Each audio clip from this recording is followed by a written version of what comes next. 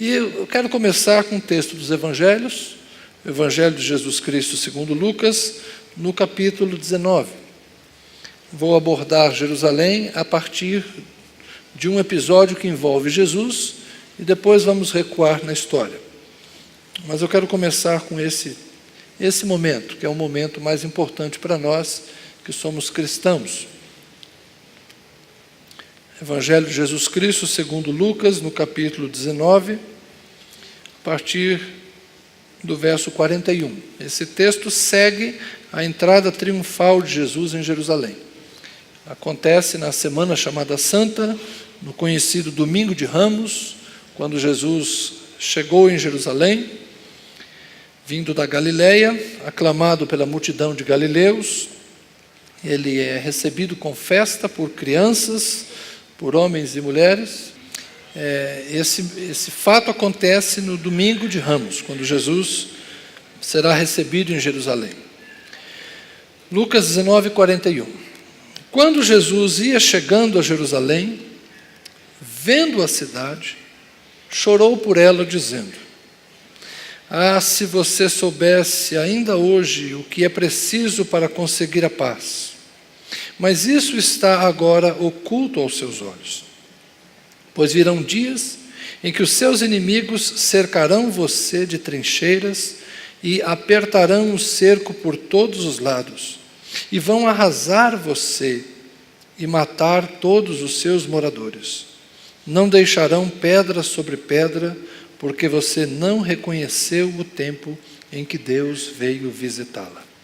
Depois, entrando no templo, Jesus começou a expulsar os que ali vendiam, dizendo-lhes: "Está escrito, a minha casa será casa de oração, mas vocês fizeram dela um covil de salteadores." Amém.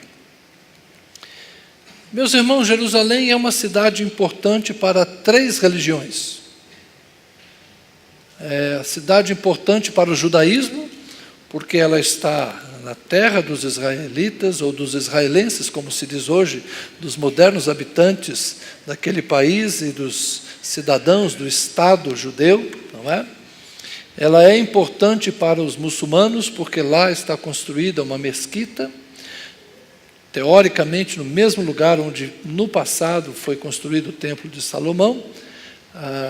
Teoricamente eu digo porque não se tem aquela precisão absoluta de todas as coisas, mas é no alto do mesmo monte que está lá a mesquita, não é? E a mesquita da Cúpula Dourada. Então os islâmicos frequentam regularmente aquela mesquita. Uns dizem que é o 3º lugar mais sagrado para o islamismo. E ela também, Jerusalém, é importante para os cristãos, porque foi fora de Jerusalém, fora dos muros de Jerusalém, que Jesus morreu, ali Jesus foi sepultado e ali Jesus ressuscitou. Então, o palco do momento mais importante da história da cristandade é Jerusalém. Cristãos, judeus e muçulmanos fazem visitas de caráter histórico, religioso, cultural a Jerusalém. Por isso ela é uma cidade importante. E ainda há outros fatores. No mundo antigo ela era uma cidade importante, porque era a capital do antigo reino, desde os dias do rei Davi, e está situada numa passagem entre a África e a Ásia. A passagem por terra entre a África e a Ásia, você passa próximo ali de Jerusalém, que é uma cidade construída no alto dos montes. E por que Jerusalém se tornou uma cidade principal dos judeus? Graças ao rei Davi. Eu tenho pensado em falar sobre os fundamentos da nossa religião e qualquer dia eu vou fazer uma série trabalhando os patriarcas, trabalhando Moisés, trabalhando Davi e ver como se construiu então toda essa teologia que nós conhecemos como a teologia do Antigo Testamento. Hoje eu não vou muito fundo nessa questão de Davi, deixa para uma outra ocasião, mas Davi escolheu uma cidade estratégica por pura intenção política. As tribos haviam se dividido quando o rei Saul morreu. Davi reinou sobre a tribo de Judá, a tribo da sua descendência, ele era da tribo de Judá, e as outras tribos ficaram com a casa de Saul. Durante 7 anos houve 2 reis, um filho de Saul e Davi. Depois de 7 anos, um acordo militar, uma traição, Davi então assume o reino sobre as 12 tribos. E ele, quando reinava sobre Judá, reinava em Hebrom, cidade principal da tribo de Judá, por causa de Caleb. Isso é outra história também. Mas, quando Davi assume o trono, ele tem que reinar sobre as 12 tribos. E manter-se rei sobre as 12 tribos em Hebrom não é inteligente. Ele precisa de uma nova capital. Uma capital que não seja de nenhuma das tribos. E ali ele decide conquistar uma cidade que desde a época de Josué ainda estava na mão dos cananeus, Salém dos Jebuseus.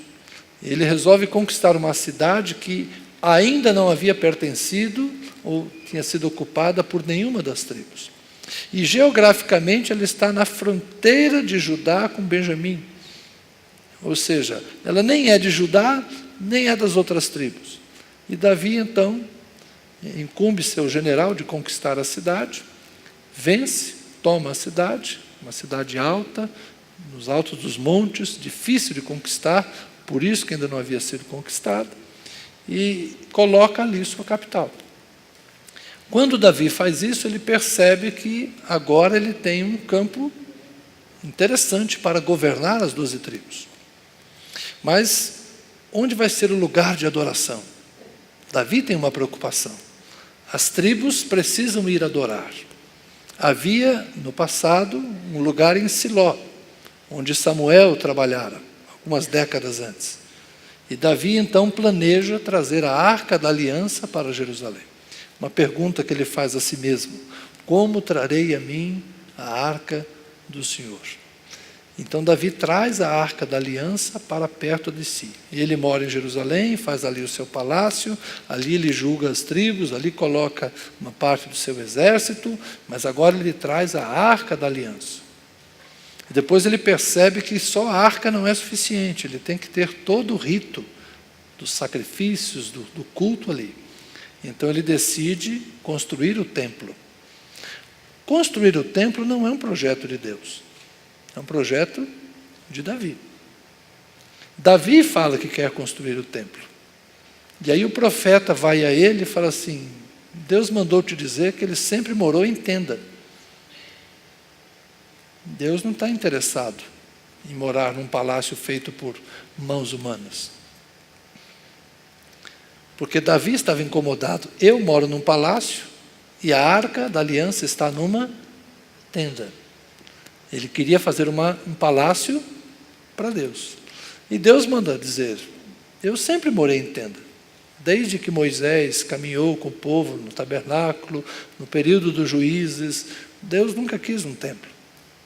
Aí o profeta fala assim para Natã: mas já que você teve essa boa intenção, você não vai construir, porque você foi de muita guerra, sua mão é suja de sangue. E também tem a questão do assassinato, uma coisa assim, né? Então você não vai construir, mas o teu filho vai construir o templo. E é por isso que a gente fala o templo de Salomão. Então era um plano político de Davi, era um plano estratégico de Davi, para manter as 12 tribos debaixo da sua casa real, e que deu certo. Ele conseguiu a unidade das 12 tribos enquanto reinou, e seu filho conseguiu também durante 40 anos do seu reinado. Depois disso, infelizmente, o Reino Unido durou pouco tempo. Depois as tribos se dividiram, e aí segue a história do Antigo Testamento. Mas Jerusalém ficou então como uma cidade especial. Por quê? Porque ali Davi planejou e Salomão executou a construção de um templo para Deus.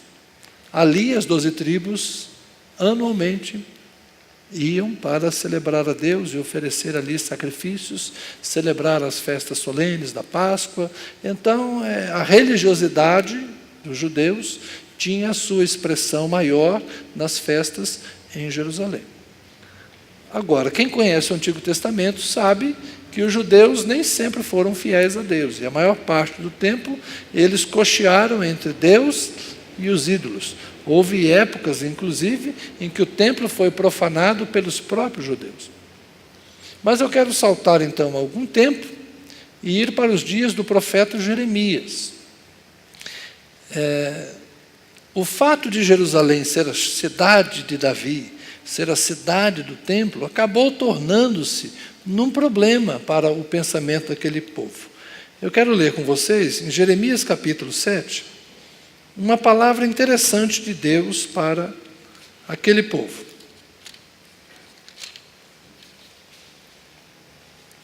Capítulo 7 do profeta Jeremias.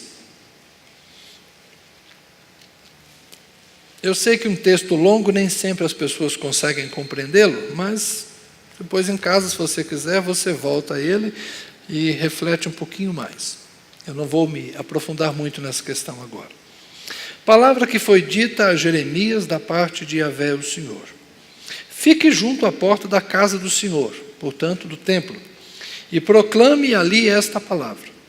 Escutem a palavra do Senhor, todos de Judá, vocês que entram por estas portas para adorar o Senhor.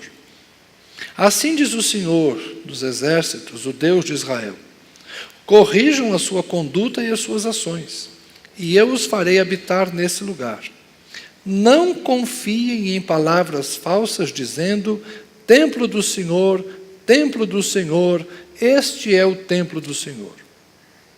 Mas se de fato emendarem os seus caminhos e as suas ações, se de fato praticarem a justiça, cada um com o seu próximo, se não oprimirem o estrangeiro, o órfão e a viúva, nem derramarem sangue inocente neste lugar, nem seguirem outros deuses para o próprio mal de vocês, eu os farei habitar neste lugar, na terra que dei aos pais de vocês, desde os tempos antigos e para sempre.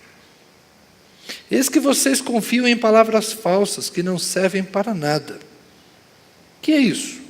Vocês roubam, matam, cometem adultério, juram falsamente, queimam incenso a Baal e seguem outros deuses que vocês não conheciam no passado. E depois vêm, se põem diante de mim neste templo, que se chama pelo meu nome, e dizem, estamos salvos. Sim, só para continuarem a praticar essas abominações. Será que este templo que se chama pelo meu nome é um covil de salteadores aos olhos de vocês? Eis que eu mesmo vi isso, diz o Senhor. Está vendo de onde Jesus tirou a expressão? Lá nos anos dele, 600 anos depois, Jesus disse, vocês transformaram essa casa num covil de salteadores. Jesus está se referindo aos dias do profeta Jeremias. Por quê? Porque nos dias de Jeremias, os judeus faziam todo tipo de perversão e de maldade. A gente viu a lista aqui das más condutas deles. E a cidade estava cercada pelo exército babilônio. Nabucodonosor estava já com os olhos grandes para conquistar a cidade. Cidades circunvizinhas já tinham sido tomadas, os reinos mais ao norte, como a Síria, o reino dos amorreus já havia caído. O que Nabucodonosor queria mesmo era o Egito. Mas para chegar ao Egito, ele tinha que passar também por Jerusalém. Era o caminho, era a rota. Então Jerusalém estava na linha de tiro, podemos dizer assim, dos babilônios. E o que os judeus faziam? Nós estamos salvos. Não se preocupem. Jerusalém não cairá, porque aqui está o templo do Senhor. Nós somos a cidade santa. Nós moramos no lugar onde está o templo que Davi planejou, que Salomão concluiu, e aqui o nome de Deus foi colocado. Nós somos uma cidade segura, porque o templo está aqui. E o Jeremias fala, vocês estão confiando em palavras falsas. Não pensem que o templo vai salvá-los. E o que acontece? Passam-se mais alguns anos e, de fato, a cidade é conquistada e o templo é destruído. Saltando um pouquinho, no capítulo 33, Jeremias está já profetizando num outro momento. Capítulo 33 de Jeremias, a cidade ainda não estava destruída, o templo ainda não estava destruído, mas a coisa já estava complicada, não é? As muralhas já haviam cedido. Diz assim o texto de Jeremias 33:2: Assim diz o Senhor que faz estas coisas, o Senhor que as forma para estabelecer, Senhor é o seu nome. Chame por mim e eu responderei, e eu lhe anunciarei coisas grandes e ocultas que você não conhece. Você já ouviu esse versículo? É sempre num tom bonito, né? A gente gosta de pegar os versículos e falar coisas maravilhosas, né? Eu sou o Senhor, chame por mim e eu responderei e lhe anunciarei coisas grandes e ocultas que você não conhece. Dá a impressão que Deus vai falar coisas boas, né? E mas junto com as coisas boas, tem coisas ruins. Porque assim diz o Senhor, o Deus de Israel, a respeito das casas desta cidade e das casas dos reis de Judá que foram derrubadas para defender a cidade contra as rampas de ataque e a espada. Ou seja, eles, para defender as muralhas, estavam destruindo as casas e entulhando mais as muralhas para impedir que as muralhas cedessem. Então a cidade foi destruída de fora para dentro e foi sendo desmontada de dentro para fora. Então os palácios dos reis, as casas dos reis, estavam sendo desmontadas para colocar reforço nas muralhas. Né? Verso 5: Quando se der a batalha contra os caldeus, eu as encherei de cadáveres daqueles que serão feridos por minha ira e meu furor, porque desta cidade escondi o meu rosto por causa da sua maldade. Então Deus está dizendo, a cidade vai ser destruída. Estas casas ficarão cheias de cadáveres. A população será morta. Mas vem uma palavra de esperança. Eis que lhe trarei saúde e cura e os sararei. E lhes revelarei abundância de paz e segurança. Restaurarei a sorte de Judá e de Israel e os edificarei como no princípio. Eu os purificarei de toda iniquidade com que pecaram contra mim, e perdoarei todas as suas iniquidades com que pecaram e se revoltaram contra mim. Jerusalém será para mim um motivo de fama, louvor e glória entre todas as nações da terra que ouvirem todo o bem que eu lhe faço. Temerão e tremerão por causa de todo o bem e por causa de toda a paz que eu lhe dou. O nome Jerusalém tem a ver com paz. Essa terminação, Salém, é paz, é o Shalom. Então, é uma cidade de paz que vivia em guerra. O que o profeta está dizendo aqui? Olha, Jerusalém vai ser destruída, mas depois ela vai ser reconstruída. E isso aconteceu. Os babilônios destruíram a cidade, rasparam todas as pedras, como Jeremias havia profetizado. O mal veio, a assolação veio, Jerusalém foi destruída e depois a Jerusalém foi reconstruída. E aí nós temos os livros de Neemias, de Esdras, que contam a história do período da reconstrução. Jesus vai habitar, vai conhecer uma outra cidade. 500 anos depois de Jeremias e desses ministérios aí que eu citei, Jesus vai encontrar uma cidade bonita, uma cidade rica, uma cidade próspera, um comércio vigoroso, uma religião bem estabelecida, vai encontrar sacerdotes, vai encontrar cultos e ritos cheios de paramentos. Jerusalém voltou a ter o seu brilho, conforme Isaías, Jeremias, Ezequiel, Miqueias e os outros profetas anunciaram. Então Jerusalém foi conquistada por Davi, edificada e enriquecida por Salomão, destruída depois de alguns séculos por causa dos seus pecados, reconstruída nos dias de Neemias, de Esdras e de Ageu e de Zorobabel, mas depois de Jesus, nós temos o texto lido em Lucas 21, Jesus dizendo, Jerusalém, Jerusalém. Chora por Jerusalém. Por quê? Porque você será destruída. Não vai ficar pedra sobre pedra. E a tua população será morta. Por quê? Porque você não reconheceu o dia da tua visitação. Então Jesus como Jeremias, no passado, profetizou mais uma vez a destruição de Jerusalém. E isso aconteceu? Aconteceu. No ano 70, 40 anos depois de Jesus, por isso que Jesus fala, não passará essa geração sem que essas coisas aconteçam. Jerusalém foi destruída pelos romanos, e foi destruída com requintes de crueldade, porque os romanos se rebelaram contra o império, e Jerusalém foi tratada como um exemplo para que mais ninguém se rebelasse contra o império romano. Jerusalém foi riscada até os seus alicerces. Esse período de destruição foi muito doloroso, e os judeus se dispersaram, e aí então nós temos séculos de uma Jerusalém arrasada, que com o passar do tempo vai sendo ocupada por outras populações. A cidade que deveria ser de paz sempre foi de guerra. Outra coisa que talvez vocês conheçam é o período das cruzadas, né? Por volta do ano 1090, 1096 para ser mais exato, um papa resolve que Jerusalém não podia ficar na mão de muçulmanos.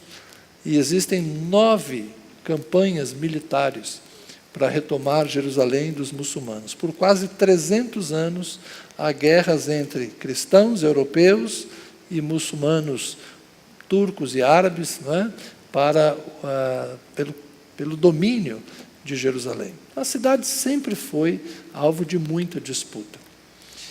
E por que os cristãos, de repente, se importaram tanto com Jerusalém? Teoricamente, nós não tínhamos que nos importar com Jerusalém. Jesus disse que Jerusalém o rejeitou e que Jerusalém deveria ser destruída. As duas grandes capitais da cristandade se tornaram Bizâncio, ou Constantinopla, a Igreja do Oriente, e Roma, no Ocidente, onde está a sede até hoje, o Vaticano, a sede da Igreja Católica Apostólica Romana. Então, os cristãos abriram mão de Jerusalém já naquela época. Depois, por causa das cruzadas, houve, de certa forma, uma paixão por Jerusalém. Mas como não se conseguiu tirar do domínio, digamos assim, islâmico, Jerusalém foi deixada de lado. Por quê? Mais recentemente ela ganhou importância. Depois da Segunda Guerra Mundial, quando os judeus que sobrevivem ao Holocausto resolvem voltar para a sua terra, em 1948, com um retorno suficiente de judeus de diversos lugares, a gente chamou de movimento sionista, né? Há um crescimento da população judaica em Jerusalém e arredores.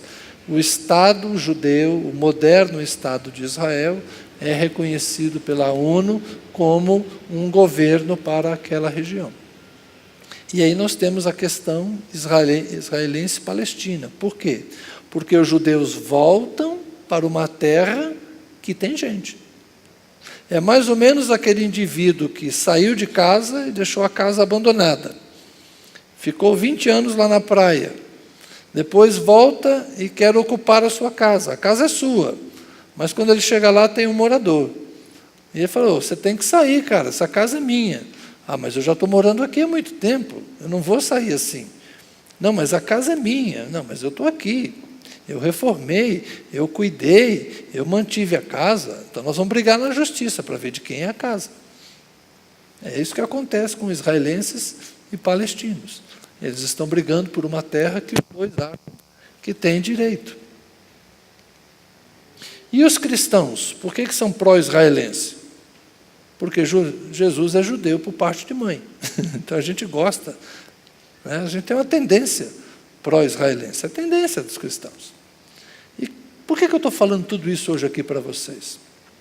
Bom, é porque algumas pessoas pensam que o ponteiro de Deus é Jerusalém. Que se nós quisermos saber o que Deus vai fazer na terra, temos que olhar para Jerusalém. Eu ouvia quando era menino, nós temos que ter a Bíblia numa mão e na outra o quê? O jornal. Para saber o que está acontecendo. E aí, como nós tivemos uma série de guerras, né? A guerra de 47, a guerra de 67, a guerra de 73, estou falando das guerras lá em Israel, né? E depois nós temos todos aqueles acordos de paz de Camp David nos anos 80, e aí fica sempre essa coisa no ar, não é? Jerusalém, Jerusalém. Mas a gente esquece a frase de Jerusalém. Jerusalém, Jerusalém, você que mata os profetas e apedreja os que te foram enviados. Irmãos, Jerusalém não é uma cidade diferente de qualquer outra cidade no mundo. É apenas uma cidade onde moram pessoas a quem Deus ama. Assim como Brasília, assim como Fortaleza, a nossa sofrida Fortaleza nesses dias, é uma cidade onde mora muita gente a quem Deus ama. E nós temos que orar pela paz de Jerusalém, assim como temos que orar pela paz em Fortaleza. E como temos que orar pela paz em Brasília, e como temos que orar pela paz em qualquer cidade onde as pessoas habitem. E é bom que as pessoas habitem em paz e segurança em qualquer lugar do mundo. Mas o relógio de Deus não gira em função de Jerusalém. Então, essa ideia de reconhecer Jerusalém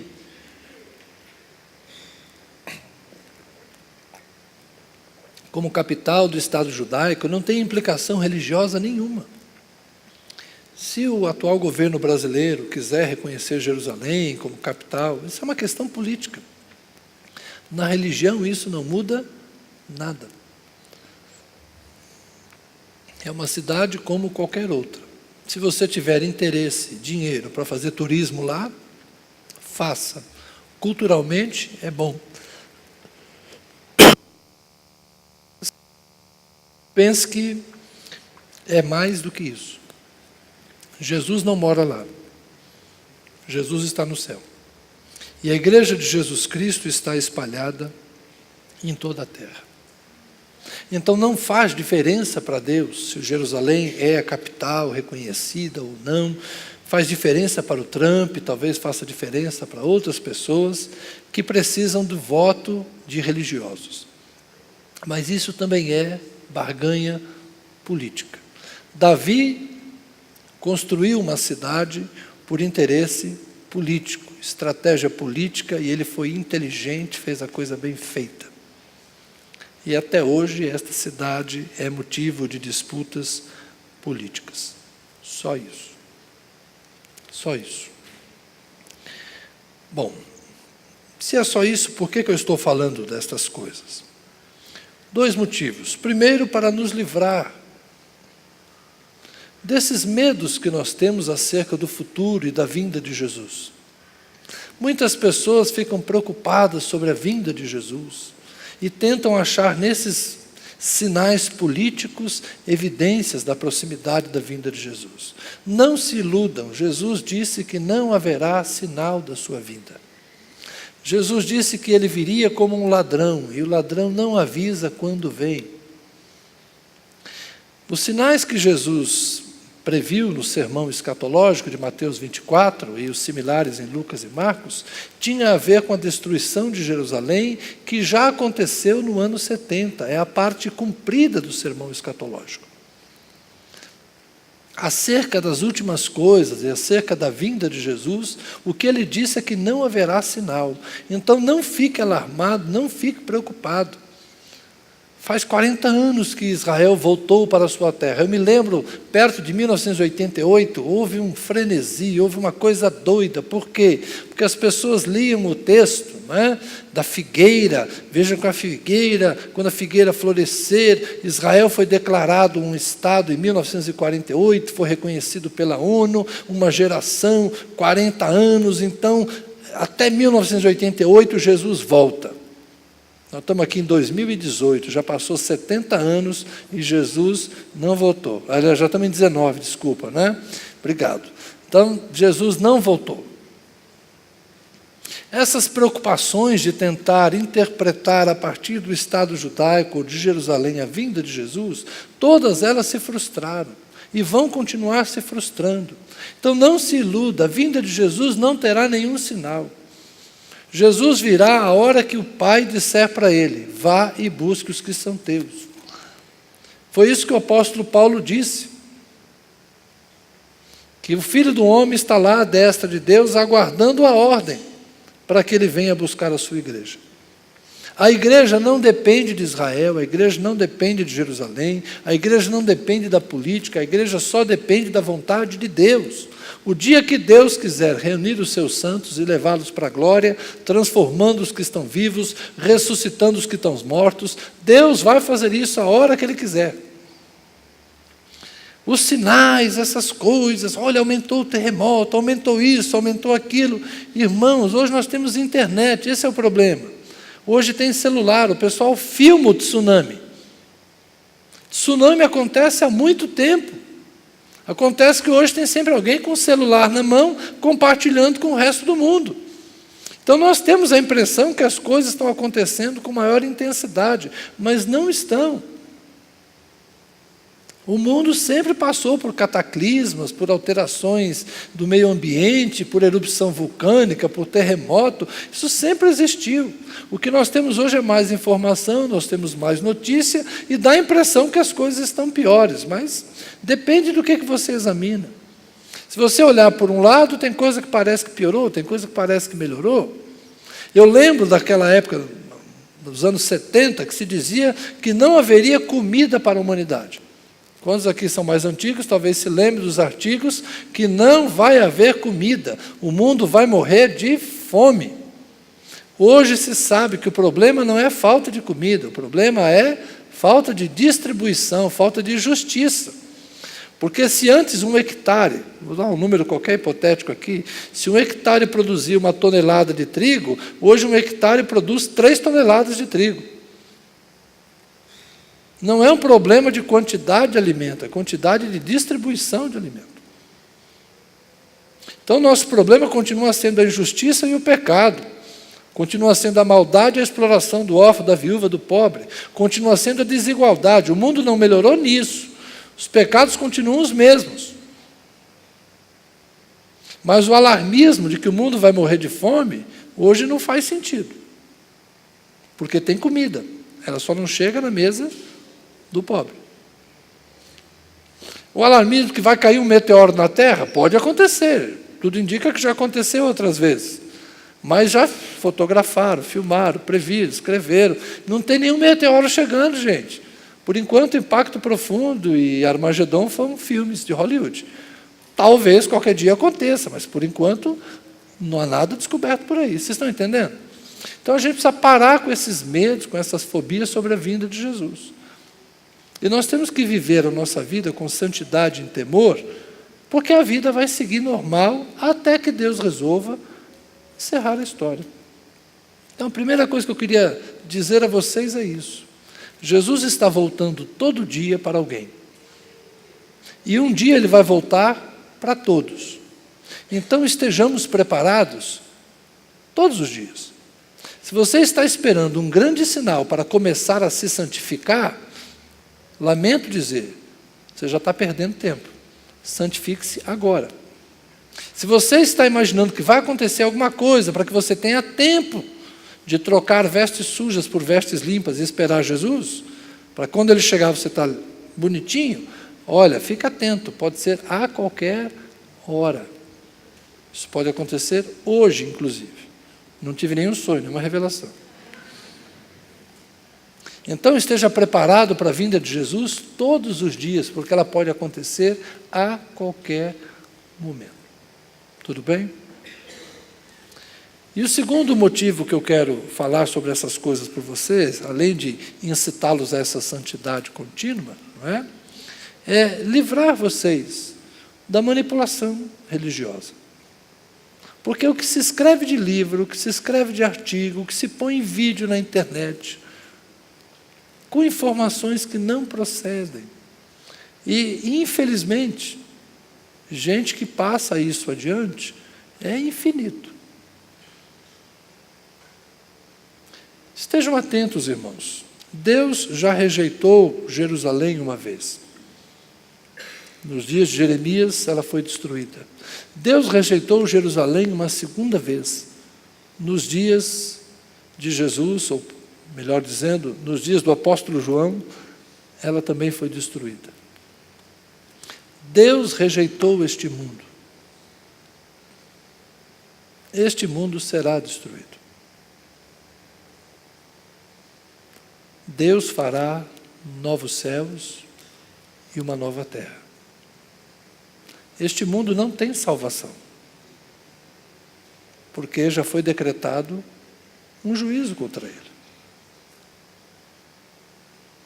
É uma questão de tempo. É como nos dias de Jeremias. Jeremias dizia, a cidade vai ser destruída. E outras pessoas diziam, templo do Senhor, estamos seguros. Alguns anos depois, provou-se que Jeremias falou a verdade. Jesus disse, Jerusalém vai ser destruída, não vai ficar pedra sobre pedra. Passaram-se 40 anos, provou-se que Jesus havia dito a verdade. Este mundo vai passar. Este mundo vai passar. Esta não é a nossa condição eterna. Há uma realidade espiritual. Há uma eternidade que será vivida na presença de Deus. Então não vamos gastar tanta energia tentando conquistar este mundo, como se este mundo fosse o céu. Este mundo não é o céu. O shopping center não é a agência do reino de Deus. Nenhum governo humano vai resolver os problemas deste mundo, porque este mundo vai passar. Pedro disse que o que conhecemos está entesourado para o fogo. Paulo disse que a voz do arcanjo, ao toque da trombeta, o Senhor virá e vai retirar os que são seus, vai ressuscitar os mortos, vai transformar os vivos e nos levar e estaremos com o Senhor nos ares. Jesus disse, eu vou para a casa do meu Pai, preparar-vos lugar, para que onde eu estiver, vocês também estejam comigo. Então, gente, não gaste tanta energia tentando construir patrimônio na terra, tentando deixar um futuro garantido para seus filhos, netos e bisnetos. Não se preocupe tanto com a sua aparência desse corpo, porque lamento dizer, a lei da gravidade agirá sobre todos. O tempo passa e as rugas vêm, os cabelos caem, as coisas mudam, todos envelheceremos. Este mundo passa e a sua cobiça. Nós temos que pensar também na eternidade. Isso aqui não é tudo, isso é uma parte, e eu diria que é a parte menos interessante da vida. Esse aqui não é tudo da sua existência, essa é a fase transitória da sua existência em que você tem a oportunidade de conhecer a Deus e servir a Deus. A Jerusalém de Jeremias foi destruída, a terra que habitamos será destruída, mas nós seremos salvos. Pela graça, pelo amor e pelo poder de Deus. Você sabe o que Deus está salvando deste mundo? A humanidade. Embora eu desconfie que os cachorrinhos também vão para o céu. Pelo menos Fiona, Lua, Bartimeu e Toby devem estar lá me esperando. E talvez Doug, Pequi e outros da minha juventude, que a Tânia não conheceu. A gente fala do céu dos cachorrinhos, né? Deve ter um céu dos gatinhos e um céu dos cachorrinhos. Mas Deus está salvando a humanidade, porque Jesus Cristo veio e morreu pela humanidade. E é isso que importa. É isso que importa. Não vamos permitir que a religião seja usada para outra coisa que não nos levar ao caminho de reconhecer a salvação de Deus nos oferecida em Jesus Cristo. Não vamos confundir religião com negócios, não vamos confundir religião com empresa, não vamos confundir religião com política. A religião trata da salvação, trata dos nossos assuntos que dizem respeito à nossa espiritualidade, da nossa vida em Deus e da nossa vida com Deus. Não vamos confundir religião com autoajuda, Não vamos confundir pastores com coaching. Eu não sou o coaching de quem está querendo uma vida melhor. Eu não sou coaching de quem está querendo palavras de autoajuda para ter melhor autoestima e conseguir o sucesso. Eu não fui chamado para isso. Eu fui chamado para avisar as pessoas que Jesus vai voltar e que quem crê nele e servir a Deus será salvo. E quem não crer, infelizmente, perderá a sua chance. Lembre-se, Deus fala sério. Quando Ele falou que ia destruir Jerusalém, destruiu. Acredite, se Deus fala que esse mundo vai passar, Ele vai passar. Mas nós seremos por Ele, como escreveu Paulo aos Romanos, no capítulo 3, seremos por Ele salvos da ira. Amém? Todo pecado será punido. Toda impiedade será punida, porque Deus é justo. Mas Deus é misericordioso, gracioso e tem salvo pessoas como eu e como você. E muitos outros Ele quer salvar também. Amém? Vamos orar. Senhor, nós vivemos dias de muitas palavras, muitas conversas, muitos textos, muitos vídeos, muitas profecias. A Bíblia tem sido um livro escrutinado, pesquisado, traduzido, mas ao mesmo tempo, Senhor, como tem sido difícil discernir a simplicidade do Evangelho no meio de tanto barulho, de tanta conversa. Ajuda-nos a recuperar aquilo que é a essência da nossa fé. Que Jesus Cristo morreu pelos nossos pecados. Que Jesus Cristo ressuscitou pelo poder do Espírito Santo. E que Jesus Cristo voltará, amando de Deus Pai, para buscar aqueles que lhe pertencem. Senhor, que nós tenhamos a fé simples, que nós tenhamos a percepção simples do poder de Deus para a salvação de todo aquele que crê. Sejam eles os judeus, sejam eles os gentios, sejam homens e mulheres de todo povo, que fale qualquer língua, que habitem nas localidades mais distantes, Senhor. Não importa onde, qual a cultura, como se expressa, o Senhor pode salvar todo aquele que olhar para o Senhor, crer no Senhor, esperar no Senhor. Senhor, que nós sejamos uma igreja atenta a isso, que o nosso tempo de oportunidade é hoje, que a nossa hora de fazer o trabalho missionário é hoje, que o tempo de darmos testemunho de Cristo é agora, não é amanhã, não é depois, mas é agora, Senhor. É agora que temos que dizer aos nossos amigos, aos nossos parentes, é agora que temos que propagar o Evangelho, porque é o nosso momento, Senhor. A missão está agora sobre os nossos ombros, e quão formosos são os pés dos que anunciam as boas novas.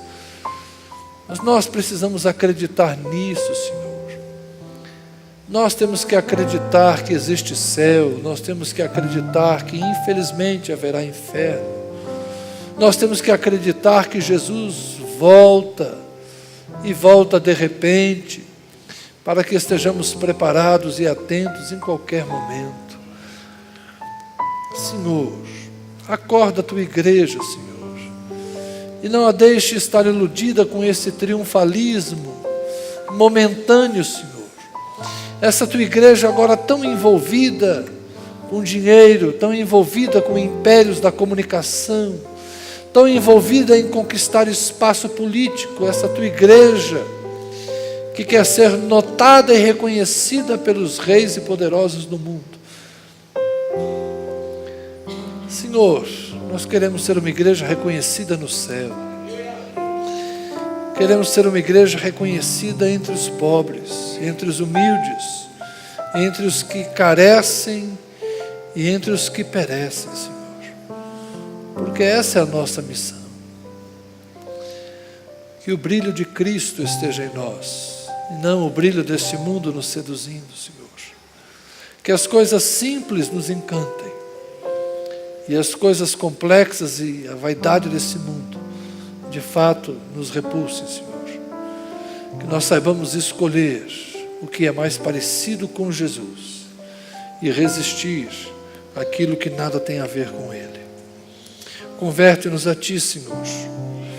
Assim, Jeremias encerrou as suas lamentações. Converte-nos a Ti e nos converteremos. Quebranta-nos, Senhor, e então seremos quebrantados. Talvez o que falte para a Tua igreja hoje, Senhor, seja mais quebrantamento, mais humildade, mais amor. Ajuda-nos nisso, Pai, por Jesus. Amém.